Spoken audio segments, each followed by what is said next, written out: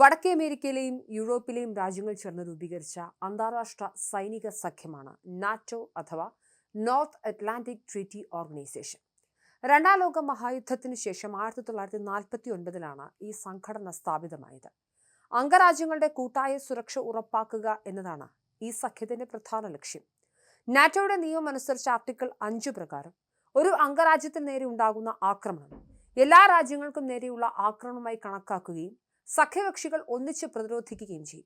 നിലവിൽ അമേരിക്കയും ബ്രിട്ടനും ഉൾപ്പെടെ 32 രാജ്യങ്ങൾ ഈ സഖ്യത്തിലുണ്ട്. ഏറ്റവും ഒടുവിലായി ഫിൻലൻഡും സ്വീഡനുമാണ് ഇതിൽ അംഗത്വം എടുത്തത്. അമേരിക്ക തന്നെയാണ് മുഖ്യ രക്ഷാധികാരി. മറ്റ് നിരവധി രാഷ്ട്രങ്ങളുമുണ്ട്. അംഗരാജ്യങ്ങൾ അവരുടെ സൈനിക ശേഷി പങ്കുവയ്ക്കുകയും സംയുക്ത സൈനിക അഭ്യാസങ്ങൾ നടത്തുകയും ചെയ്യുന്നു. യുക്രൈൻ യുദ്ധത്തിന് കാരണമാക്കിയതും ഇതേ നാറ്റോയാണ് എന്നത് മറ്റൊരു കാര്യം. യുക്രൈൻ നാറ്റോയിൽ ചേരുന്നത് തങ്ങൾക്ക് ഭീഷണിയാണെന്ന റഷ്യയുടെ വാദമാണ് ലക്ഷക്കണക്കിന് ആളുകളെ കൊന്നൊടുക്കിയ ഇന്നും തീരാത്ത യുദ്ധത്തിന് കാരണം.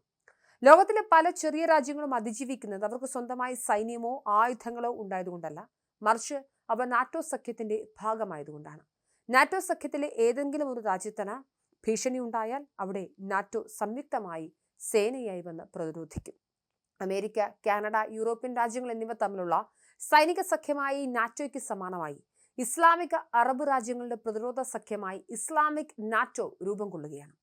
സൗദി അറേബ്യ, പാകിസ്ഥാൻ, തുർക്കി എന്നീ രാജ്യങ്ങൾ ചേർന്നുള്ള ഒരു പുതിയ പ്രതിരോധ സഖ്യത്തെ വിശേഷിപ്പിക്കാൻ രാഷ്ട്രീയ നിരീക്ഷകർ ഉപയോഗിക്കുന്ന പേര് മാത്രമാണ് ഇസ്ലാമിക് നാറ്റോ. ഇത് നാറ്റോ പോലെ ഔദ്യോഗിക സംഘടനയുമല്ല, പക്ഷേ നാറ്റോയെ പോലെ കൂട്ടായ പ്രതിരോധം എന്ന ആശയത്തിലാണ് ഇത് പ്രവർത്തിക്കുന്നത്. ഈ സഖ്യത്തിലെ ഒരു രാജ്യത്തിനെതിരെ ആക്രമണം ഉണ്ടായാൽ അത് എല്ലാ അംഗങ്ങൾക്കും നേരെയുള്ള ആക്രമണമായി കണക്കാക്കി സംയുക്തമായി നേരിടുക എന്ന നാറ്റോയുടെ ആർട്ടിക്കിൾ 5 എന്ന തത്വത്തിന് സമാനമാണ് ഇവരുടെ പ്രവർത്തനം. ആണവ സഹകരണം മുതൽ രഹസ്യാന്വേഷണ വിവരങ്ങൾ വരെ എല്ലാ തരത്തിലുമുള്ള സൈനിക സഹകരണവും സാധ്യമാക്കുന്ന സംവിധാനമാണ് ഒരുങ്ങുന്നത്. ഇതിൽ ഓരോ രാജ്യത്തിനും കൃത്യമായി പങ്കുണ്ട്. സൗദി അറേബ്യ സാമ്പത്തിക സഹായം നൽകും.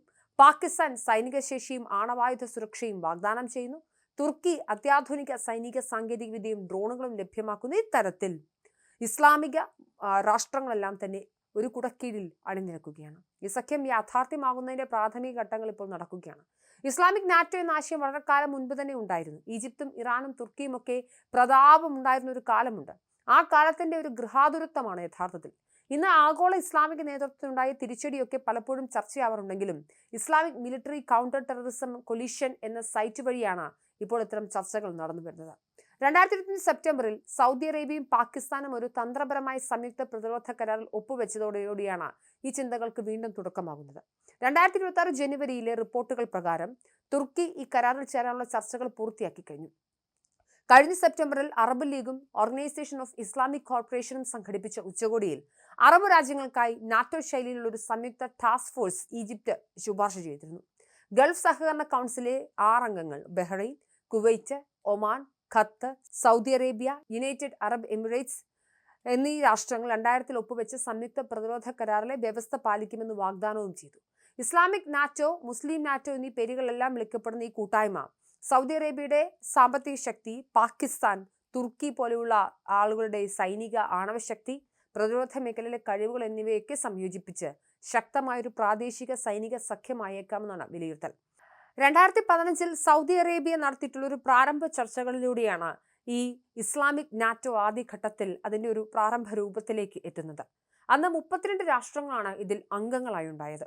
Afghanistan, Bahrain, Bangladesh, Benin, Brunei, Burkina Faso, Cameroon, Chad, Comoros, Cote d'Ivoire, Djibouti, Egypt, Gabon, Gambia, Guinea, Kenya, Kuwait, Lebanon, Libya, Malaysia, മാലിദ്വീപ്, Mali, Mauritania, Morocco, Nigeria, Niger, Oman, Pakistan, ഫലസ്തീൻ, Qatar, Saudi Arabia, Senegal, Sierra Leone, Somalia, Sudan, Togo, Tunisia, Turkey, Uganda, United Arab Emirates, Yemen തുടങ്ങിയ രാഷ്ട്രങ്ങളാണ് അന്ന് പ്രധാനമായും ഉണ്ടായിരുന്നത്. പിന്നീട് വീണ്ടും രാഷ്ട്രങ്ങൾ ഇതിൽ ചേരുന്ന സാഹചര്യങ്ങളുണ്ട്. എന്തായാലും ഇസ്ലാമിക നാറ്റോ സാധ്യമാകാൻ പോവുകയാണ്. ചർച്ചകൾ വളരെ കാര്യക്ഷമമായി തന്നെ നടക്കുന്നുണ്ട്. പ്രത്യേകിച്ച് പഹൽഗാം ഭീകരാക്രമണത്തിന് ശേഷം ഇന്ത്യ പാകിസ്ഥാന് നേരെ നടത്തിയ ഓപ്പറേഷൻ സിന്ദൂർ എന്ന ഏറ്റവും തന്ത്രപ്രധാനമായ യുദ്ധത്തിന് ശേഷം പാകിസ്ഥാന് പിന്നിൽ അണിചേർന്നവരിൽ അതിൽ തുർക്കി ഉണ്ടായിരുന്നു, പാകിസ്ഥാനൊപ്പം നിൽക്കാൻ ഇത്തരത്തിലുള്ള അറബ് രാഷ്ട്രങ്ങളൊക്കെ ഉണ്ടായിരുന്നു. ഈ ഘട്ടത്തിൽ നമ്മൾ ഇത് പ്രതീക്ഷിച്ചതാണ്. ആ ഘട്ടത്തിൽ പാകിസ്ഥാന് പിന്തുണയുമായി എത്തിയ എല്ലാ രാഷ്ട്രങ്ങളെയും ഇന്ത്യ നോക്കിവെച്ചതാണ്. ഇന്ത്യയുടെ തന്ത്രപ്രധാനമായ കശ്മീരിലേക്ക് വീണ്ടും അതിക്രമിച്ചു കയറാൻ, അവിടെ തീവ്രവാദ പ്രവർത്തനങ്ങൾ നടത്താൻ, ബംഗ്ലാദേശിൽ നിന്നും ഇന്ത്യയുടെ 7 സിസ്റ്റേഴ്സിനെ ആക്രമിക്കാനൊക്കെ ഈ കൂട്ടർ പദ്ധതിയിടുമോ എന്ന ആശങ്ക നമുക്ക് കാലാകാലങ്ങളായി ഉള്ളതാണ്. എന്തായാലും ഒരു നേരിട്ടുള്ള സൈനിക ഭീഷണി അല്ല എങ്കിലും പാകിസ്ഥാൻ അടക്കമുള്ള രാഷ്ട്രങ്ങളുടെ വലിയ പിന്തുണ ഈ സഖ്യത്തിനുണ്ടാവുന്നത് ഇന്ത്യ വളരെ കാര്യക്ഷമമായി സസൂക്ഷ്മം വീക്ഷിക്കുന്നുണ്ട്. ഇന്ത്യയുടെ തന്ത്രപ്രധാനമായ താല്പര്യങ്ങളെ ബാധിക്കാനിടയുള്ള ചില ഘടകങ്ങൾ ഇതിലുണ്ട്. ഏറ്റവും പ്രധാനം പാകിസ്ഥാന്റെ സാന്നിധ്യം തന്നെയാണ്. സഖ്യത്തിന്റെ ആദ്യ സൈനിക മേധാവി പാകിസ്ഥാൻ മുൻ കരസേനാ മേധാവി ജനറൽ റഹീൽ ഷെരീഫ് ആയിരുന്നു.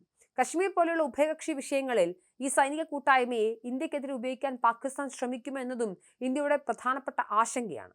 ഈ സഖ്യത്തിന്റെ പ്രഖ്യാപിത ലക്ഷ്യം ഭീകരവാദത്തെ തകർക്കുക എന്നതാണ്. എന്നാൽ തീവ്രവാദത്തിന്റെ ഹബ്ബായ പാകിസ്ഥാന്റെ സാന്നിധ്യം അവർ തന്നെ തീവ്രവാദികളുടെ മാതൃഭൂമിയാവുന്ന ഒരു ഘട്ടത്തിൽ എത്ര അർത്ഥശൂന്യമാണ് പാകിസ്ഥാൻ ഈ തീവ്രവാദത്തിനെതിരായ ഒരു സഖ്യത്തിന്റെ ഭാഗമാണ് എന്നുള്ളത് നമ്മൾ മനസ്സിലാക്കേണ്ടതുണ്ട്. എന്തായാലും തീവ്രവാദത്തിന്റെ ഹബ്ബായ പാകിസ്ഥാന്റെ സാന്നിധ്യം നമുക്ക് ഭീഷണിയുണ്ട്. കഴിഞ്ഞ ഏതാനും വർഷങ്ങളായി ഇന്ത്യയും സൗദി അറേബ്യയും തമ്മിലുള്ള പ്രതിരോധ സാമ്പത്തിക ബന്ധം വളരെയധികം മെച്ചപ്പെട്ടിട്ടുണ്ട്. ഈ സഖ്യം ഇന്ത്യക്കെതിരെ ഉപയോഗിക്കപ്പെടില്ല എന്ന് സൗദി അറേബ്യ ഇന്ത്യക്ക് ഉറപ്പ് നൽകിയിട്ടുമുണ്ട്. ആശ്വാസം എന്തെന്നാൽ ഇറാൻ ഈ സഖ്യത്തിലില്ല. മാത്രമല്ല മുസ്ലിം രാജ്യങ്ങൾക്കിടയിലുള്ള ആഭ്യന്തര തർക്കങ്ങൾ കാരണം ഇതൊരു ഏകീകൃത സൈനിക ശക്തിയായി മാറാൻ പ്രായോഗിക തടസ്സങ്ങളുമുണ്ട്. സഖ്യത്തിലെ നിലവിൽ ആദ്യം 32 പിന്നീട് 42 മാറി. സഖ്യത്തിലെ 42 രാജ്യങ്ങൾക്കും വ്യത്യസ്തമായ രാഷ്ട്രീയ ലക്ഷ്യങ്ങളാണുള്ളത്. അതിനാൽ ഇന്ത്യയെ പോലെ വലിയൊരു സൈനിക ശക്തിക്കെതിരെ ഇവർ ഒന്നിക്കാനുള്ള സാധ്യത വളരെ കുറവാണ്. പാകിസ്ഥാന്റെ സ്വാധീനം മൂലം ഇന്ത്യ സഖ്യത്തെ ജാഗ്രതയോടെ നിരീക്ഷിക്കുന്നുണ്ടെങ്കിലും ഗൾഫ് രാജ്യങ്ങളുമായുള്ള ഇന്ത്യയുടെ ശക്തമായ നയതന്ത്ര ബന്ധം കാരണം ഒരു സൈനിക ഭീഷണിയെ വളരാൻ സാധ്യതയില്ല. പക്ഷേ പാകിസ്ഥാൻ എന്ന് പറയുന്ന തീവ്രവാദ രാഷ്ട്രത്തെ വെള്ളപൂശിയെടുക്കാൻ ഈ സഖ്യത്തിന് സാധിക്കും. ഒന്ന് ആലോചിച്ച് നോക്കുക, നാറ്റോ നിലവിൽ വന്നത് ആ രാഷ്ട്രത്തിലെ അല്ലെങ്കിൽ യൂറോപ്യൻ യൂണിയനുമായി ബന്ധപ്പെട്ട യൂറോപ്പിലെ രാജ്യങ്ങളെ സംരക്ഷിക്കാനും അതിനൊരു സൈനിക സഖ്യം ഉണ്ടാക്കാനും പ്രതിരോധിക്കാനുമാണ് എങ്കിൽ ഇത്തരത്തിലുള്ള ഇസ്ലാമിക നാറ്റോ രൂപീകരിക്കപ്പെടുന്നത് മതവിശ്വാസത്തിന്റെ അടിസ്ഥാനത്തിലാണ്. ഇത് മറ്റൊരു തരത്തിൽ വീണ്ടും ഒരു ചേരിയായി മാറാനുള്ള സാധ്യതകളുണ്ട്. ഇന്ത്യക്ക് ഭീഷണിയാണോ എന്ന് ചോദിച്ചു കഴിഞ്ഞാൽ ഇന്ത്യയുടെ നയതന്ത്ര ബന്ധങ്ങൾ വെച്ച് അല്ല എന്ന് പറയാം. പക്ഷേ നമ്മൾ കരുതിയിരിക്കേണ്ടതുണ്ട്.